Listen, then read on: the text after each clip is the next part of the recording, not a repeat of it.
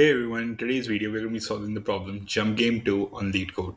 So the question says that you're given an zero indexed array of integer nums of length n. You are initially positioned at nums 0, which means the very first index. So each element nums of I represents the maximum length of a forward jump from index I. In other words, if you're at nums of I, you can jump to any nums of I plus j, where 0 is less than or equal to j, which is less than or equal to nums of I, and I plus 1, I plus j is less than n. Return the minimum number of jumps to reach nums of n minus 1. The test cases are generated such that you can reach nums of n minus 1. Okay, so what the question says is that uh, if you watched my previous video on jump game, you'll probably know what the question is. It's the same question what they mentioned over there. That let's say you're standing at this position, right? You're given that your initial position is going to be nums of 0, which is this position, and whatever value is present at that position, let's say over here it's 2. So that's the maximum amount of jumps you can do at one position, right? The minimum, and you can do less than that amount of jumps also. So if you have 2 here, which means that you can do one jump or two jumps, okay? And the goal of this problem is to reach the very last element of the array and the minimum number of jumps. Okay. So if I'm at number 2, I can do either one jump or two jump. So if I do one jump, I'll go to 3. And if I do two jumps, I'll go to 1. Right. Now let's say I do one jump. Okay. Because the goal of the question is to reach the last element of the array in minimum number of jumps. So if I just do one jump and I reach 3, I can do three jumps from here. I can also do one jump or two jump. But if I do three jumps from here directly, I can reach the very last element of the array, and I can come over here within just two jumps. So this will be the output of the question. Okay. Now, this question is pretty much similar to the jump game question, but the only difference is over here you need to give the count of the jumps have as the answer. Right? Over there you just need to return true or false. Over here you need to return the number count as well. Okay? So to solve this problem, what we'll do is firstly we'll just keep a pointer over here. Right, let's say a pointer is I over here at 2. Right, when we keep a pointer over here, we'll firstly check if how many jumps we can do from here. So from this position, from 2, what we can do is we can do maximum of 2 jumps. Right, if we can do maximum of 2 jumps, which means we can go till over here 3 and 1. Right, which means that when we are at position 2, the maximum amount of places we can go is either we can go to 3 or either we can go at 1. Right, now let's just assume that this is a bucket. Okay, and in this bucket we have the position, we have one jump we can do, because we have to do at least one jump now. Right, because we're not reaching the end of the array, which means we have to do one jump, so we can assume this to be one bucket. Okay, now let's go to 3. When we go to 3 inside this bucket, we see that we can do 3 jumps from here, which is 1 over here, which is 2 over here, and 3 over here. Right, which means we can do a total of 3 jumps over here. Right, and when we're at position 1, we can do one jump over here, but inside this bucket, how many positions we can go?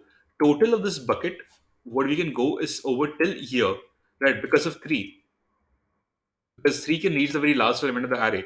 So we can assume this to be over here like this. This will be the second bucket, because from the first bucket, we jumped these many steps to reach finish off the first bucket's maximum number of jumps. Right. So the maximum number of jumps, the farthest we could go from the first bucket was at this position 4. Right. So this is what the second bucket would have been. But now let's assume we have like few more elements, like 5 and 6 over here. This would give us the answer over here. But if we had more elements like this and we wanted to reach the end of the array, what we would have done now is when we would have gone to the second bucket and we would have seen how many jumps, what would be the farthest amount of jumps it could have done. When we're at 1, it could have just gone to 4. Right. But now when we're at 4, it can go till the end of the array and two more spaces after that. Right, which means that this is the third bucket we'll have, right, including if we had something like 8 or 9 also over here. This would also have been included in the third bucket, but not 10. 10 would have not 10 would not have been added to this bucket because for the maximum amount of jumps you could do from the second bucket would be till 9. Okay. And similarly, if you have gone over here, we could have just reached the end of the array and we could have, from we would have just done 5 jumps, we would have reached the end of the array, and that would be our fourth bucket. So over here, the output when we have till 9 would be 3, because we have one bucket of jumps over here, we have two bucket of jumps over here, and we have three bucket of jumps over here. So this is what the approach is, guys, for this problem. I hope you understood the approach. So let me just explain it through an example once, and you probably understand much better now. So what we're going to do in this problem is we're going to keep two pointers. We're going to keep a pointer L and we're going to keep a pointer R. So both our pointers over here, L and R, will be equal to 0, which is our very first index of the array. Okay, let's do this over here, equal to 0. Now we'll keep a pointer, we'll keep a result outcome as well. We'll keep that as 0 for now, and we'll keep a pointer which will be the farthest. Okay, now you'll understand what the farthest is going to do in just a minute. Okay, now what we're going to do in this question is we're going to check what our very first element in this array is. What we're going to do, so what we're going to do is basically we're just going to check what the element inside the array is. That is 2. Right. Now, what we'll do with 2 is we're going to keep a max over here. So let's say we have a max. We're going to keep our pointer farthest. Okay, so what we're going to basically do in this question is,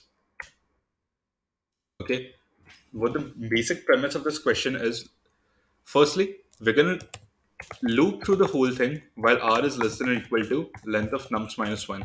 Now you'll understand what r is and what length of nums minus 1 is as well. Okay. Now, when this is done, let's just do it over here. We just code it while we do it now. So now we'll just keep a pointer farthest equal to 0, right? And we'll now just loop through it while, okay, we'll do a for loop over here. For I in range of L to R plus 1, and we'll just make farthest equal to max of farthest, comma,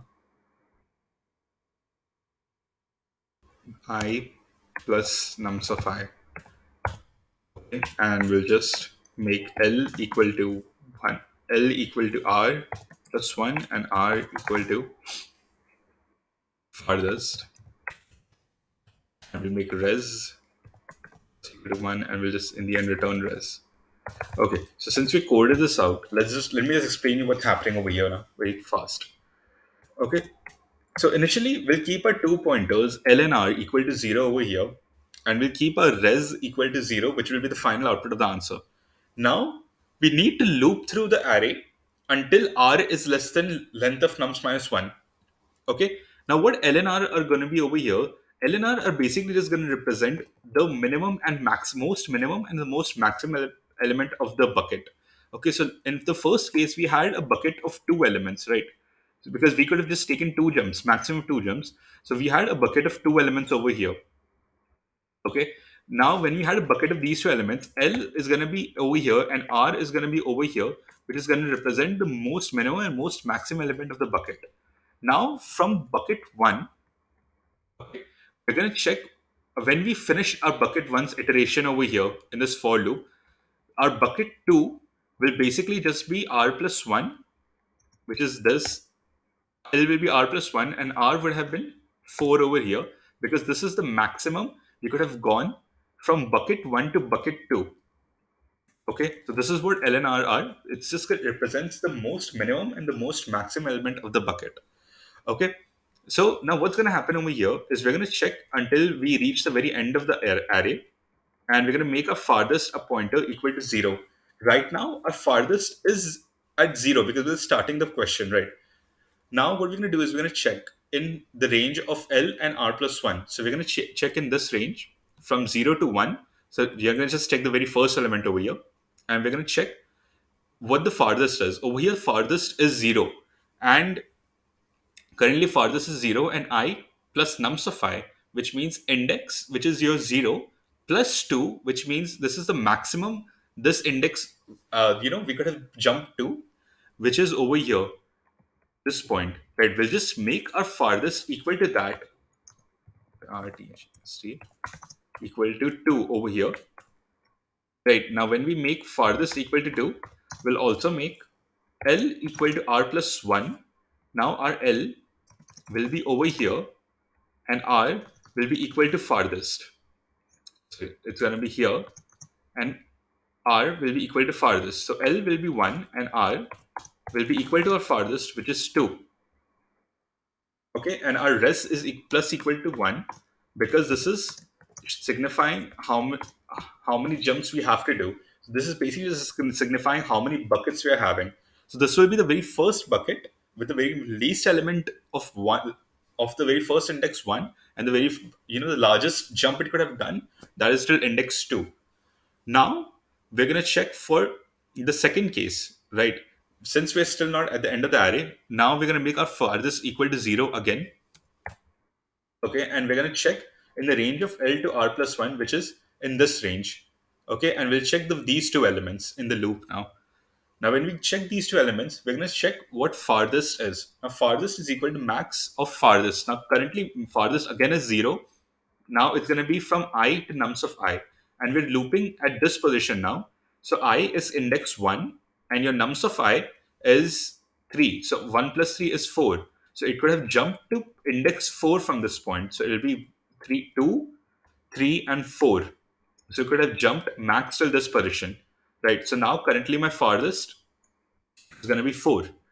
Now, when we check for this element over here in the loop, we're going to check what our current max farthest is. That is 4. And our in I is right now 2 plus our nums of I is 1. So it's going to be 3. So the max it could have jumped was still here till this point and only. So our farthest is still going to be 4. And we're going to change our values of this to 5. And sorry, this is not going to be 5. This is going to be right now we were here. So it's going to be 3 and this is going to be 4. So this is, and we're going to do res of plus equal 1, which is going to make our res equal to 2. Okay. So this is now signifying that we're at the second bucket. Right. Now when we're at the second bucket, now we'll check for the, because we haven't reached the end of the array, we're going to continue the loop. Now we're going to make farthest equal to 0 again. Now when farthest is equal to 0, we're going to loop in the range of L is equal to 3 to R plus 1. Okay, now we're going to loop in this range now. Okay, when we loop in this range, we'll see that when we are at this position, our farthest is 0 and I come plus nums of I is basically 3 plus nums of I, which is 1, which is 4, which means that it can only jump till this position at this index. Okay, and now when we're at index 4, we see that our farthest is right now equal to 4. Okay, our farthest is equal to 4.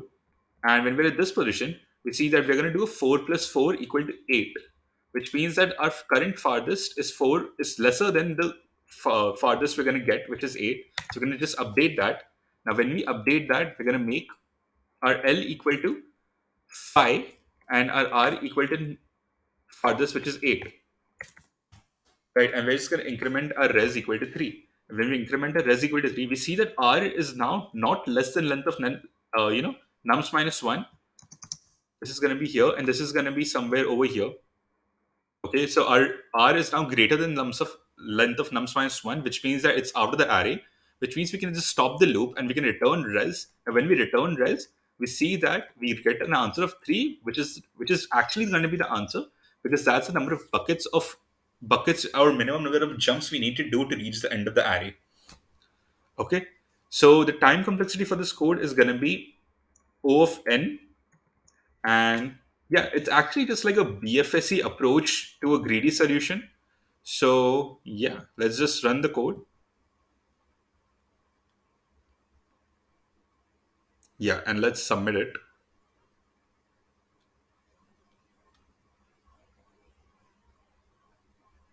So yeah, it's submitted, guys. All right, guys. So that's all for today's video. If you like the video, please do like, share, and subscribe. Do check out my other videos on my channel. Do check out my podcast as well. Let me in the comments if you have any doubts or if you have any suggestions for video ideas. And until next time, see you.